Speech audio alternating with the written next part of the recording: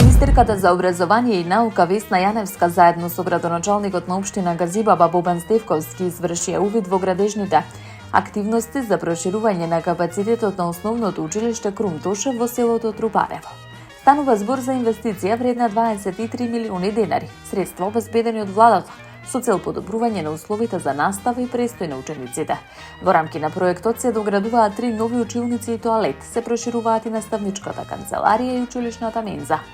Министерката Јаневска истакна дека ова е дел од поширок пакет на инвестиции што се реализираат во сработка со локалните самоуправи, преку повици за финансирање на капитални инфраструктурни проекти. Таа додаде дека во моментов Министерството за образование и наука, владата и општините заеднички финансираат повеќе од 80 проекти насочени кон унапредување на образовната инфраструктура низ државата.